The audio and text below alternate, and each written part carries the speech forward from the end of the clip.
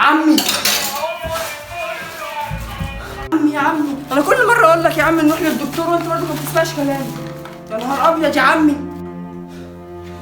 يا حبيبي انا زي الفل والله، ما تقلقش عليا. زي الفل ايه يا عم؟ انت حالتك بتتدهور اكتر واكتر. كذا مره اقول لك نروح للدكتور وانت برضه ما بتسمعش كلامي. يا ابني 100 مره انا ما بحبش الدكاتره، هتفهم امتى؟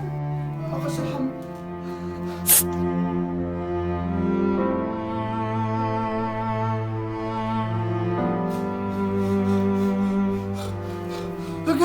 انت جابر جدا.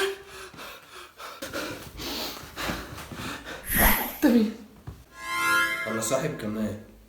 قول لي بقى ايه اللي تعبك؟ صاحب كمال. وبعدين ما فيهاش حاجه، انا 100 مره اقول لكم ما فيهاش حاجه. ما انا عارف انك مش تعبان، بس انا حاسس ان انت مخبي حاجه. فضفض واحكي لي واحده واحده وانا معاك. يا ابني انا مش تعبان يا ابني، مش مخبي حاجه، انا تعبت منكم، تعبت بالضغط. في ايه؟ كفايه بقى يا جابر، انا تعبت يا جابر، كفايه بقى يا جابر.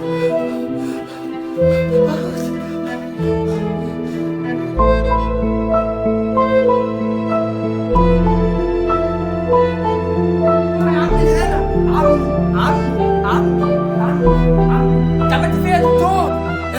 اهدى بس افهمك. اهدى. انت يا دكتور ايه اللي حصل؟ انت يا دكتور.